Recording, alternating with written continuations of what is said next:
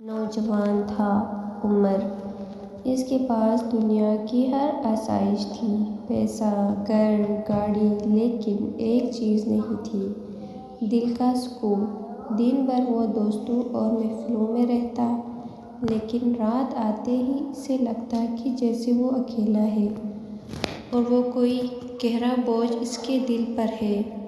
ایک رات وہ نیند نہ آنے کی وجہ سے اپنے کمرے میں یہاں وہاں ٹہل رہا تھا۔ کمرہ اندھیرا تھا اور اس کی آنکھوں میں بھی صرف پرانا اندھیرا تھا۔ محسوس ہوا کہ وہ اپنی زندگی کی سب سے اندھیری رات ہے۔ اتنی بڑھ گئی کہ وہ نکل پڑا۔ اس نے گاڑی نکالی اور شہر کی اندھیری سڑکوں پر تیزی سے چلنے لگا۔ وہ کہیں بھی جا رہا تھا، بس کہیں رکنا چاہتا تھا۔ چلتے چلتے وہ ایک پرانی گلی میں پہنچا جہاں ہر طرف سناٹا تھا۔ وہاں اسے ایک ہلکی سی روشنی نظر آئی۔ وہ روشنی ایک پرانی لیکن خوبصورت مسجد سے آ رہی تھی۔ مسجد کے مینار آسمان کی طرف اشارہ کر رہے تھے، جیسے کہہ رہے ہوں سکون یہاں ہے۔ وہ مسجد کے دروازے پر گیا۔ اسے محسوس ہوا کہ یہاں کوئی سکون ہے جو اسے بلاتا ہے۔ وہ اندر داخل ہوا۔ مسجد خالی تھی۔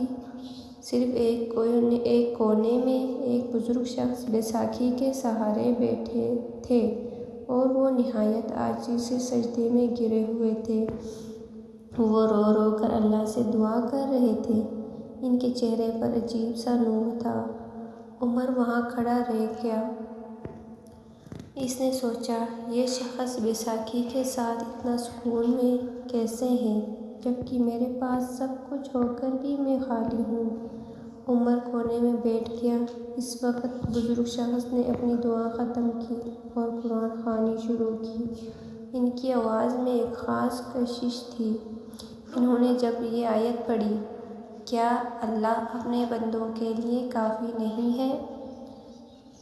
سورہ زمر، آیت نمبر 36۔ عمر کے دل پر جیسے چوٹ لگی۔ اسے محسوس ہوا، یہاں صرف اندھیرا نہیں بلکہ اللہ کی رحمت ہے۔ اس کے گناہ، اس کی پریشانیاں سب ہلکے ہونے لگے۔ اس نے پہلی بار وضو کیا اور جب سجدے میں سر رکھا تو اسے محسوس ہوا کہ اسے وہ سکون ملا ہے جو اسے پوری دنیا کی دولت میں نہیں ملا تھا۔